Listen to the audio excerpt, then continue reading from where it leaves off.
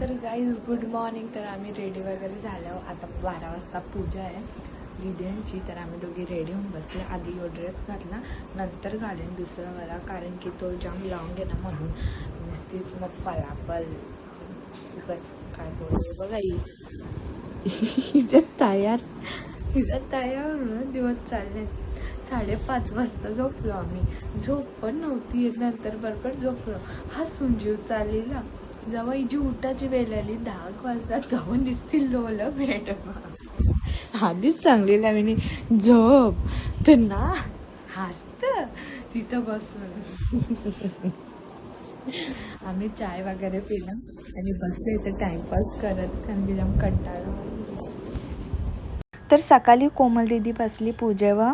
तर 12 वाजता पूजा नव्हती, संध्याकाळी 7 वाजता होती. आम्हाला वाटला का 12 वाजता आहे पूजा, तर आम्ही दुपारीच रेडी होऊन बसलो. जाऊ दे.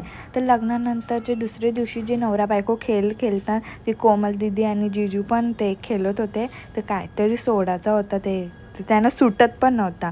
मग ते वगैरे खेळ झाला. मग उकाला घेतला.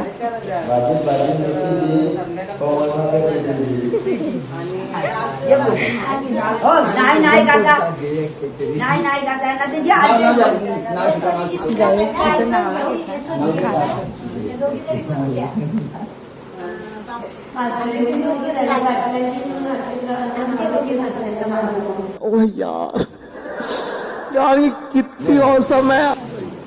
फायनली आता आम्ही निघलो घरी जायला. तर आम्ही निघलो. काल आम्ही जाम मज्जा केली. हो, काल जाम मजा केली आम्ही. मला जाऊची वाटत घरी. आता काय माहिती कोणच्या घरी आणले काय माहिती.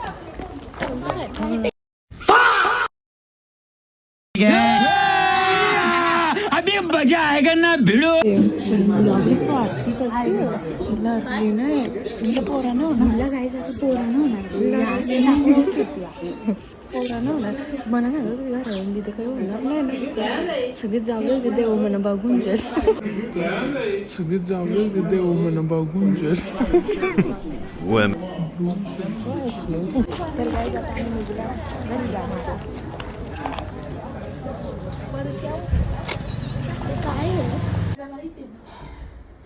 तर काय आलो घरी. आणि घरी आल्या यो मोठा एक सरप्राईज भेटला. हे बघा पसारा बघा यो घरात. ह्या आता यो आवरा मलाच करायचे भाई. यो टेन्शन वेगळा. तिथे कपडे चेंज करून घेता आणि थकल्यावरती जामच. चला गाईज बाय बाय. भेटूया नेक्स्ट ब्लॉगमध्ये. बाय.